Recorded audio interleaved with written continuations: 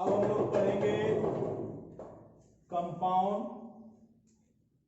पहला कंपाउंड इसमें देखना है धावन सोडा, वॉशिंग सोडा।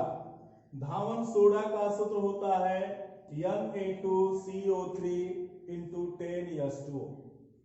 इसका रासायनिक नाम हो जाएगा sodium carbonate, sodium carbonate Deka hydrate. इसमें क्रिस्टलन जल के 10 अणु हैं, इसलिए डेका हाइड्रेट। तो रासायनिक नाम यदि पूछता है आपसे कि धावन सोडा का रासायनिक नाम और सूत्र बताइए, तो रासायनिक नाम होगा सोडियम कार्बोनेट डेका हाइड्रेट और सूत्र हो जाएगा Na2CO3 × 10H2। अब धावन सोडा का निर्माण कैसे करेंगे? तो यदि हम प्रयोगशाला में निर्माण करना चाहें तो प्रयोगशाला में धावन सोडा बनाने के लिए कास्टिक सोडा के जलीय विलयन में कार्बन डाइऑक्साइड गैस प्रवाहित करने पर सोडियम कार्बोनेट बनता है। सोडियम कार्बोनेट का विलयन बनता है। इस विलयन को हम सांद्रित करके और धीरे धीरे ठंडा करते हैं तो धावन सोडा के क्रिस्टल प्राप्त हो जाते हैं। अगर बड़े पैमाने पर बनाना है, अधिक मात्रा में, तो हम लोग इसका औद्योगिक निर्माण करते हैं। धावन सोडा के औद्योगिक निर्माण की 2 विधियां हैं। एक है ली ब्लॉन्क विधि और दूसरी है साल्वे अमोनिया सोडा विधि। ली ब्लॉन्क विधि में क्या होता है? सोडियम क्लोराइड को सांद्र सल्फ्यूरिक अम्ल के साथ गर्म करके सोडियम सल्फेट बनाया जाता है, जिसे साल्ट केक कहते हैं। एक साल्ट केक भट्टी होती है, उसमें गर्म किया जाता है, तो यहां पर सोडियम सल्फेट बनता है जिसे साल्ट केक कहते हैं। साल्ट केक में कोक तथा चूना पत्थर मिलाकर गर्म किया जाता है, तो गर्म करने पर सोडियम कार्बोनेट और कैल्शियम सल्फाइड का मिश्रण प्राप्त होता है। इस मिश्रण को काली राख कहते हैं, ब्लैक ऐश। देखिए सोडियम सल्फेट साल्ट केक, इसमें कोक मिला रहे हैं 4C अधन चूना पत्थर CaCO3, तो यह गर्म करने पर बन जाता है सोडियम कार्बोनेट, कैल्शियम सल्फाइड और कार्बन मोनोऑक्साइड। गैस ग्रुप निकल जाती है।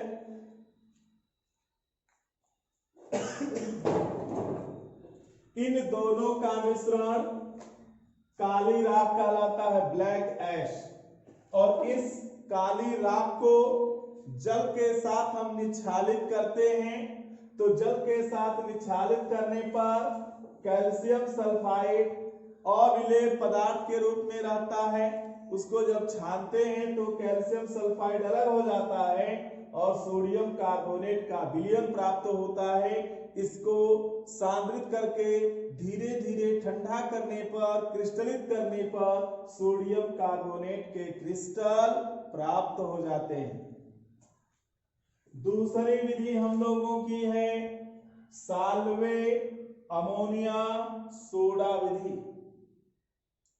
इस विधि में क्या होता है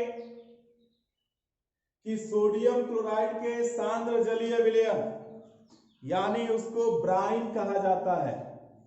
सोडियम क्लोराइड के सांद्र जलीय विलयन अर्थात ब्राइन को अमोनिया द्वारा संतृप्त करके उसमें कार्बन डाइऑक्साइड गैस प्रवाहित करने पर सोडियम बाइकार्बोनेट प्राप्त होता है। सोडियम बाइकार्बोनेट को इकट्ठा करके गर्म करने पर वह अपघटित होकर सोडियम कार्बोनेट बनाता है।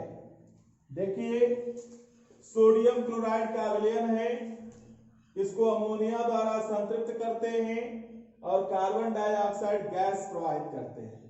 तो अमोनियम क्लोराइड और सोडियम बाइकार्बोनेट बन जाता है।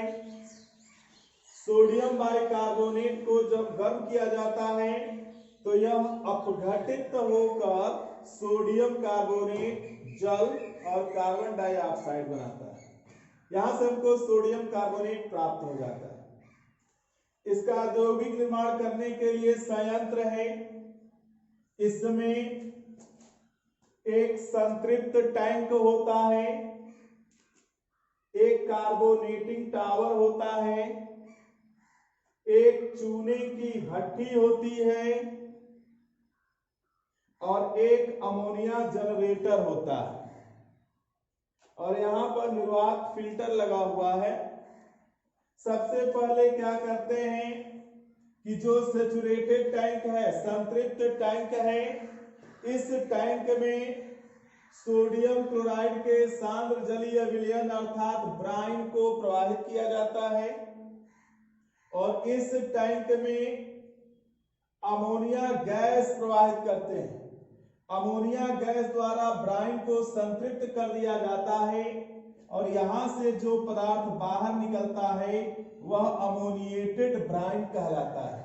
अमोनीकृत ब्राइन, अमोनिया द्वारा संतृप्त ब्राइन, इसको भेजते हैं कार्बोनेटिंग टावर में। कार्बोनेटिंग टावर में चूने की भट्टी होती है, CaCO3 इसमें रहता है। यह गर्म होता है तो CaCO3 से टूटकर CaO और CO2 बनता है। तो कार्बन डाइऑक्साइड कार्बोनेटिंग टावर में आती है जो अमोनिएटेड ब्राइन से क्रिया करती है और क्रिया करके सोडियम बाइकार्बोनेट और अमोनियम क्लोराइड बनाती है।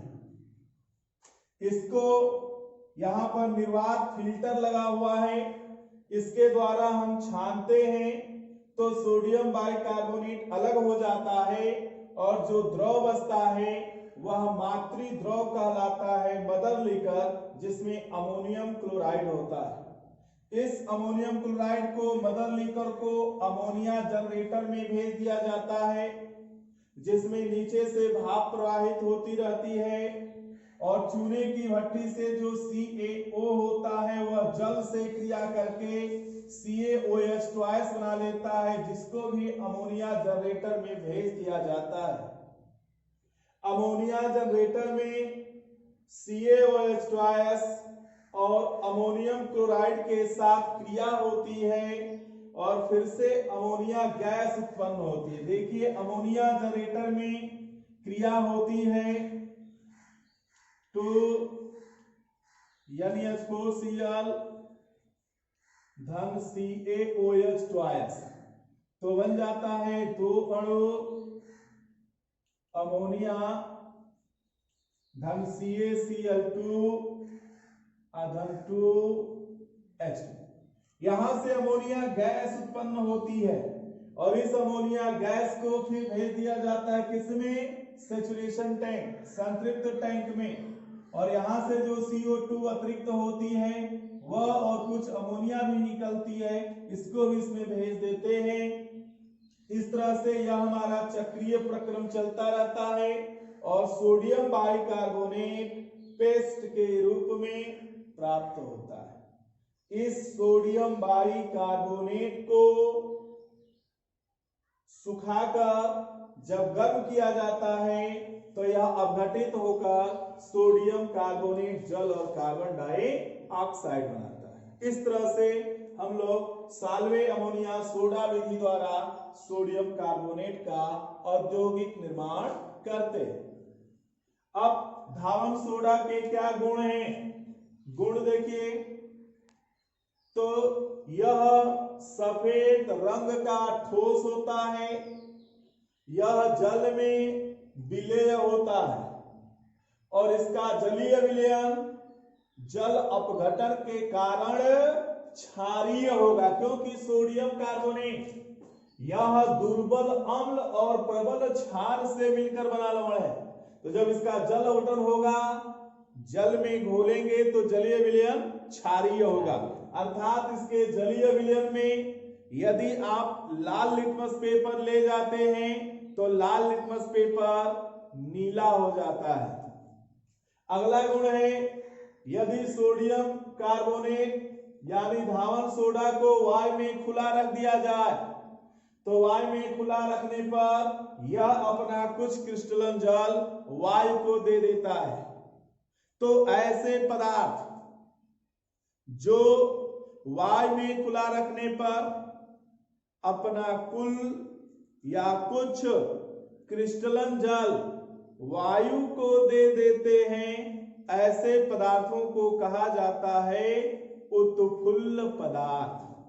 यानी धावन सोडा हमारा उत्फुल्ल पदार्थ है। देखिए इसको वायु में खुला रखेंगे तो इसमें से नाव H2O अणु बाहर निकल जाता है, Na2CO3 H2O बचता है। इसको कहा जाता है क्रिस्टल कार्बोनेट। इसको हम कह सकते हैं क्रिस्टल कार्बोनेट। और यदि क्रिस्टल कार्बोनेट को गर्म किया जाए और अधिक ताप पर तो यह अपघटित होकर के निर्जल सोडियम कार्बोनेट बना देता है। सोडियम कार्बोनेट का जल अपघटन होता है, यह जल से क्रिया करता है तो सोडियम हाइड्रोक्साइड और कार्बोनिक अम्ल बनाता है। सोडियम हाइड्रोक्साइड प्रबल क्षार, कार्बोनिक अम्ल दुर्बल अम्ल है, इसलिए परिणामी विलयन क्षारीय हो गया। सोडियम कार्बोनेट के जलीय विलयन में कार्बन डाइऑक्साइड गैस प्रवाहित करने पर सोडियम बाइकार्बोनेट बन जाता है, बेकिंग सोडा, खाने वाला सोडा। सोडियम कार्बोनेट के अम्ल से क्रिया कराते हैं तो अम्ल से क्रिया कराने पर इसका अपघटन हो जाता है। प्रबल अम्लों से क्रिया कराने पर सोडियम कार्बोनेट अपघटित हो जाता है, कार्बन डाइऑक्साइड और जल बना लेता है। सोडियम कार्बोनेट की HCl से क्रिया कराएंगे, अपघटन हो गया, NaCl, H2O और CO। सोडियम कार्बोनेट की धातु हाइड्रोक्साइड या धातु क्लोराइड के साथ हम विलयन से क्रिया कराते हैं तो यहाँ पर उन धातुओं का कार्बोनेट अवक्षेपित होता है, अवक्षेप बनता है। जैसे सोडियम कार्बोनेट और कैल्शियम हाइड्रोक्साइड की क्रिया कराते हैं तो यहाँ पर कैल्शियम कार्बोनेट अवक्षेपित होता है, अवक्षेप बनेगा CaCO3 का अवक्षेप, आधान 2 अणु NaOH। सोडियम कार्बोनेट की कैल्शियम क्लोराइड से क्रिया कराएंगे तो यहाँ पर कैल्शियम कार्बोनेट का सफेद अवक्षेप बनता है और सोडियम क्लोराइड बन जाता है। बेरियम क्लोराइड से क्रिया कराने पर बेरियम कार्बोनेट का सफेद अवक्षेप और सोडियम क्लोराइड बनता है। इसी तरह से सोडियम कार्बोनेट की लेड नाइट्रेट से क्रिया कराते हैं विलयन से तो यहाँ पर बेसिक लेड कार्बोनेट बनता है, 2PbCO3 PbOH twice. Basic lead carbonate या भास्मिक लेड कार्बोनेट या इसी को कहा जाता है सफेदा। सफेदा जो कागज पर लगाने वाला होता है यही होता है बेसिक लेड कार्बोनेट, NaNO3CO। इसका उपयोग क्या है धावन सोडा का? पहला उपयोग है प्रयोगशाला में अभिकर्मक के रूप में, दूसरा है कपड़ों की सफाई में, साबुन बनाने में, जल की कठोरता दूर करने में, रंजक बनाने में, आग बुझाने वाले यंत्रों में, बेकिंग सोडा बनाने में और अंत में आप कह सकते हैं विभिन्न प्रकार के यौगिक बनाने में।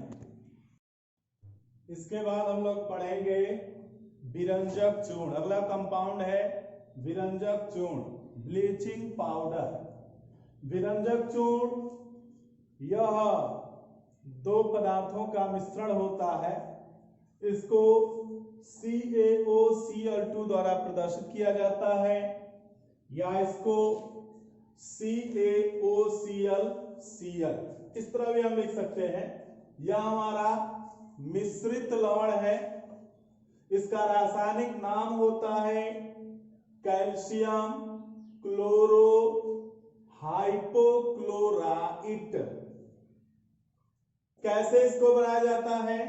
प्रयोगशाला में बनाना हो, शुष्क बूझे चूने पर क्लोरीन गैस प्रवाहित करते हैं। शुष्क बूझे चूने पर क्लोरीन गैस प्रवाहित करने पर विरंजक चूर्ण बनता है। औद्योगिक निर्माण करने के लिए दो विधियां हैं, हेजन क्लेवर विधि और दूसरी है बैचमान विधि। पहले हम हेजन क्लेवर विधि को देखते हैं। हेजन क्लेवर विधि का यह चित्र है। इसमें एक शाफ्ट होता है। इस शाफ्ट पर कई नलियां होती हैं। इन नलियों में जो शाफ्ट होती है उस पर ब्लेड लगा होता है और यह ऐसे रोटेट करता है। इस उपकरण में नीचे से क्लोरीन गैस प्रवाहित किया जाता है और ऊपर से शुष्क बूझा चूना गिराया जाता है। बूझा चूना धीरे धीरे नीचे की ओर आता है और क्लोरीन गैस धीरे धीरे ऊपर की ओर चढ़ती है। बूझे चूने तथा क्लोरीन के संपर्क से क्रिया होती है और इसी क्रिया के अनुसार विरंजक चूर्ण बनती है जो नीचे एकत्रित होता रहता है तथा इस क्रिया में बना वेस्ट मटेरियल हानिकारक पदार्थ उपकरण के ऊपरी भाग से बाहर निकल जाता है। दूसरी विधि है बैचमान विधि। बैचमान विधि में क्या होता है कि यह संयंत्र एक खड़े शाफ्ट पर फिट होता है जिसमें रेक लगे होते हैं। ये रेक लगे हुए हैं और ये शाफ्ट ऐसे मूव करता है, राउंड को गति करता है और इसमें नीचे से क्लोरीन गैस और ऊपर से बूझा चूना प्रवाहित किया जाता है और इन दोनों की परस्पर क्रिया से उपरोक्त क्रिया के अनुसार विरंजक चूर्ण बनता है जो संयंत्र के निचले भाग में एकत्रित हो जाता है तथा व्यर्थ गैसें संयंत्र के ऊपरी भाग से बाहर निकल जाती हैं। इसके बाद विरंजक चूर्ण का क्या गुण है? विरंजक चूर्ण हल्के पीले रंग का चूर्ण होता है। यह धीरे धीरे रखने पर स्वयं अपघटित होता रहता है। विरंजक चूर्ण है, अपने आप रखने पर यह अपघटित होगा, कैल्शियम क्लोराइड और कैल्शियम क्लोरेट बना लेता है।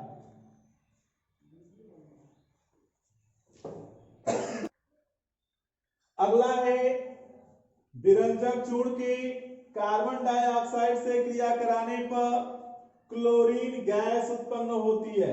CaOCl2 धन CO2 CaCO3 धन क्लोरीन गैस। यदि विरंजक चूर्ण की हम तनु अम्लों से क्रिया कराते हैं तो अम्लों से भी क्रिया कराने पर क्लोरीन गैस मुक्त होती है। H2SO4 HCl हम क्रिया करा सकते हैं। अगला गुण जो है विरंजक गुण है। विरंजक चूर्ण, इसका नाम विरंजक चूर्ण क्यों रखा गया? क्योंकि इसका कार्य जो है विरंजक का है। विरंजक माने रंग को उड़ा देना। यह कागज से, कपड़ों से, पुष्पों से जो रंग होता है उनके रंगों को उड़ा देता है। ऑक्सीकारक गुण के कारण यह विरंजक गुण प्रदर्शित करता है। तो विरंजक गुण में देखिए, विरंजक चूर्ण नमी से क्रिया करके HCl बनाता है, हाइपोक्लोरस अम्ल। यह हाइपोक्लोरस अम्ल स्वयं अपघटित होता है HCl और नवजात ऑक्सीजन में, और यह नवजात ऑक्सीजन रंगीन पदार्थों से क्रिया करके उनको रंगहीन बना देता है। यानी विरंजक चूर्ण किस गुण के कारण विरंजक गुण प्रदर्शित करता है? तो विरंजक चूर्ण ऑक्सीकारक गुण के कारण विरंजक गुण प्रदर्शित करता है। अगला है कोबाल्ट क्लोराइड उत्प्रेरक की उपस्थिति में विरंजक चूर्ण के अपघटन से ऑक्सीजन गैस उत्पन्न होती है। विरंजक चूर्ण के क्या उपयोग हैं? विरंजक चूर्ण का उपयोग जीवाणुनाशक के रूप में होता है। विरंजक के रूप में विभिन्न पदार्थों, कागज, कपड़ों, पुष्पों आदि के रंगों को उड़ाने में और इससे हम विभिन्न प्रकार के यौगिक बना सकते हैं। अगला कंपाउंड है plaster of Paris. Plaster of Paris, इसका सूत्र होता है CaSO4 into half H2O।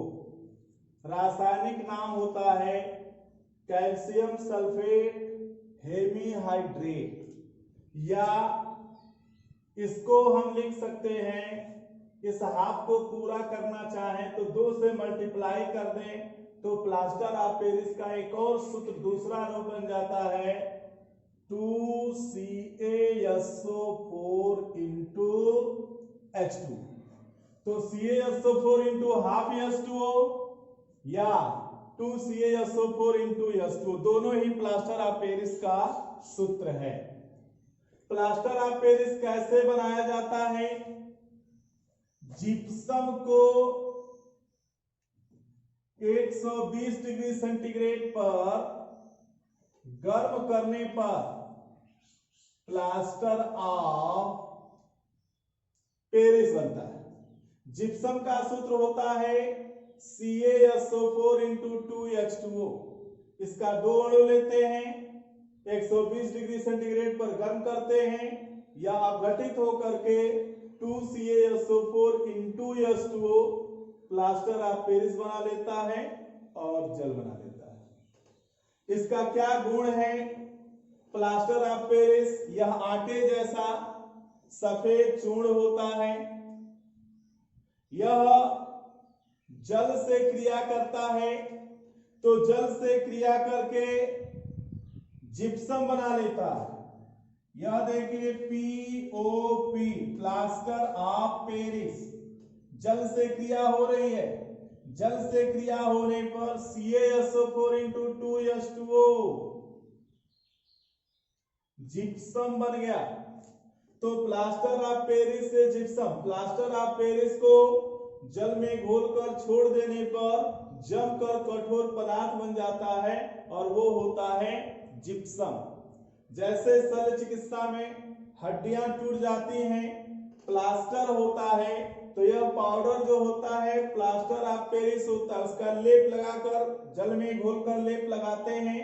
कुछ देर के बाद सूखता है तो पत्थर जैसा सख्त हो जाता है, वो जिप्सम हो जाता है। उष्मा का प्रभाव, प्लास्टर ऑफ पेरिस को 200 डिग्री सेंटीग्रेड तक गर्म करने पर निर्जल कैल्शियम सल्फेट बनता है और उच्च ताप पर गर्म करने पर जो निर्जल कैल्शियम सल्फेट होता है वह अपघटित होकर के कैल्शियम ऑक्साइड, सल्फर डाइऑक्साइड और ऑक्सीजन उत्पन्न करता है। प्लास्टर ऑफ पेरिस का क्या उपयोग है?